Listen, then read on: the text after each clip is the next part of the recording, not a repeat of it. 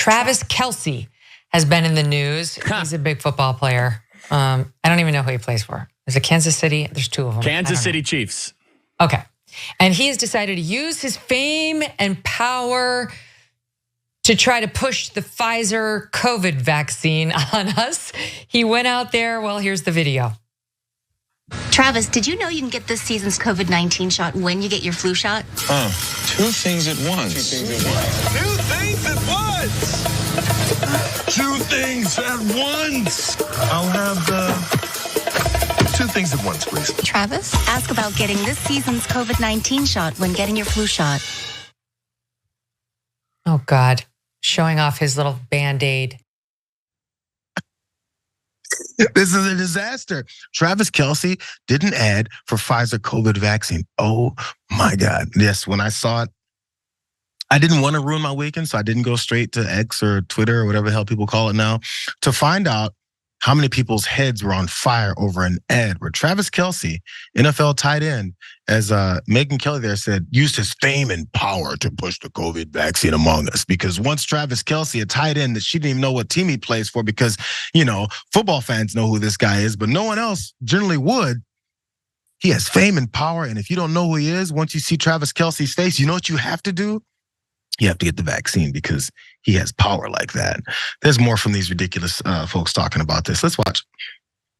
Travis Kelce should be shamed and humiliated for this because he obviously hasn't thought this through. People look up to him, and if people follow his advice, the data shows that there might be some harm because of it, and not just myocarditis and pericarditis, developing autoimmune issues. But what is the upside? We're acting as if getting the virus is a killer. And the data shows that if you're healthy and you eat fine and you're not obese, 18 to 50, that with even mild interventions, you're going to be fine when it comes to COVID. This is sick care. The vaccine is not a killer. As long as you can list these 5 different parameters of what you'd have to be to have a better chance of surviving, because I've specifically known folks that hit all those parameters that you're talking about who, yes, passed away from COVID, complications from COVID-19. So yeah, sure, we can just say it, but who cares? Also, as far as that, the myocarditis and pericarditis, right? Let's talk about that a little bit too, before you jump in here, Trae. Among teenage boys, here's the data. Here's the data.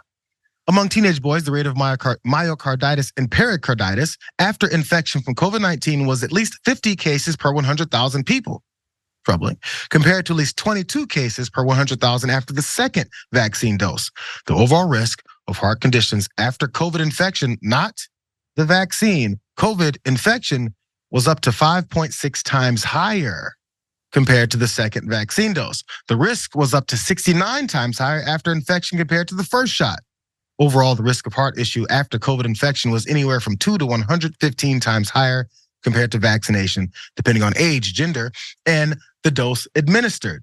So sure, we have the issues with myocarditis and all that, except we have that issue when you get COVID, and people have heart issues after that too. But why talk about the entire conversation? Let's just talk about the parts that make their argument look better. Also, the whole thing about preventative measures versus he said it's some kind of health care or something for it. Still, it doesn't matter. As long as we're pushing a certain particular narrative about this whole thing, it'll be what it is. And by the way, we've been through the COVID shot and the vaccine stuff for long enough that if now Travis Kelce, Trae, jumps on an ad, some humorous images in it, and says, I got a blue Band-Aid now on my arm. Okay, bro. Other folks have said it too. Does this change the game? It doesn't matter. They just need to have something to be mad about.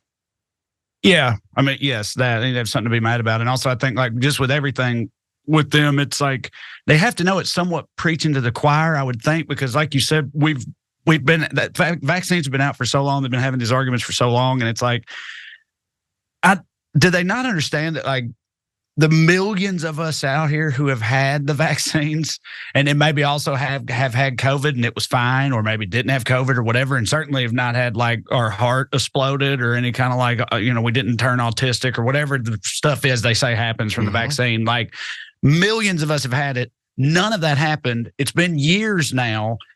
What do they think these arguments, what kind of difference are they going to make? Like they only impact the other people who are like them and refuse to get the jab in the first place. But I don't understand how those people aren't looking around and being like, why aren't all my neighbors falling over dead all the time from the vaccine. If that, so many people got it, like, it's just a weird thing how that, but yeah, Travis Kelce, I'm just upset that like, they're kind of making me like Travis Kelce. I never had a problem with Travis Kelce, but I respect the Chiefs, but I don't like the Chiefs because it's just not how my fandom goes. But so I'm never a big Kelce fan, but this stuff with Kelce is about to get wild, dude. Because as I'm sure you're aware, this is like not even close to the biggest Kelce news this weekend. He's also apparently dating Taylor Swift, right? And so, dude, and Taylor Swift, she like went against Marsha Blackburn. She came out as like a lefty like recently or whatever. And it's like people are, it's a publicity stunt, raising their profile. When you combine that with all his like leftist narratives things he's doing and he's dating her, like the conspiracy theories are going to